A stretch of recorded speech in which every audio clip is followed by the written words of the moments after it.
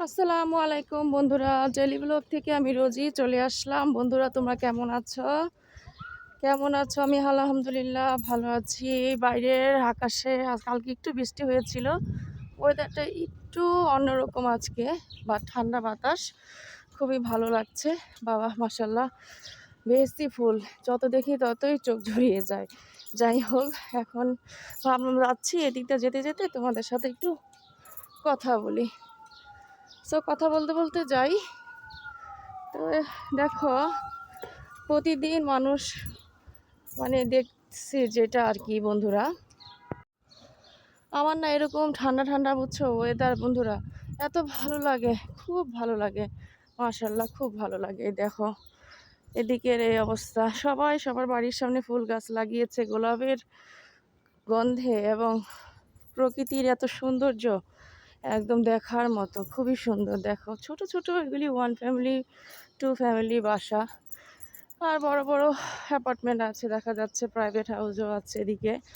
So একটা কথা বলি বন্ধুরা, সকালে ঘুম থেকে উঠে সকালে যে হাঁটাটা, সেটা কিন্তু শরীরের জন্য, স্বাস্থ্যের জন্য খুবই ভালো। তোমরা সকালে উঠে হেঁটে মর্নিং ওয়াক করবে, দেখবা শরীর স্বাস্থ্য সব মন সব ভালো লাগে। সকালের এই যে বাতাসটা স্বাস্থ্যের জন্য খুব উপকারী বন্ধুরা। তো এই যে হাঁটতে হাঁটতে ভাবলাম যাই, বন্ধুদের একটু আজকের এলাকাটা একটু ঘুরিয়ে দেখাই। এই সাইডটা তোমাদের এর আগে আমি ঘুরিয়ে দেখাইনি, আমি নিজেও এই পাশে আসিনি, তাই ভাবলাম আজকে এদিকটা একটু ঘুরিয়ে ঘুরিয়ে বন্ধুদেরকে দেখাই যে এদিকের পরিবেশটা কীরকম দেখতে। ঠিক আছে বন্ধুরা, তোমরা আমার সাথে থাকো। অবশ্যই আমার চ্যানেলটা লাইক শেয়ার সাবস্ক্রাইব করতে ভুলবে না। নতুন নতুন নোটিফিকেশন পাওয়ার জন্য চ্যানেলটি অবশ্যই নক করবে বেল বাটনে। ঠিক আছে বন্ধুরা, তা আল্লাহ হাফেজ। আসসালামু আলাইকুম বন্ধুরা, আপনারা সবাই কেমন আছেন? আমি ইনশাল্লাহ ভালো আছি। ভাবলাম সকালে যেতে যেতে আপনাদের সবার সাথে বন্ধুরা একটু কথা বলি। তো বন্ধুরা দেখো কি সুন্দর বেহেস্তি ফুল, একদম মাশাল্লাহ, ওয়াও ওয়াও, এর তুলনাই হয় না। তো বন্ধুরা ভাবলাম তোমাদের সাথে একটু কথা বলি। তো কেমন আছো তোমরা? আমি তো ভালো আছি বন্ধুরা। বন্ধুরা একটা কথা বলি, যাদের ঘরে বাচ্চারা আরবি পড়ার উপযুক্ত হয়ে গেছে, তাদেরকে ঘরে হোক মসজিদে হোক আরবি পড়ার জন্য ভর্তি করে দাও। কারণ যার যেই ধর্ম, তাকে সেই ধর্ম শেখার জন্য বাচ্চাদের এখন থেকে না দিলে তখন পরে আর শিখতে চাবে না, শেখার একটা বয়স থাকে। বন্ধুরা, যাদের ঘরে ছোট বাচ্চারা আরবি পড়ার উপযুক্ত হয়ে গেছে, তাদের আরবি পড়ার জন্য হয় মসজিদে, না হলে ঘরে উস্তাদজি রেখে আরবি পড়ার জন্য ভর্তি করে দাও।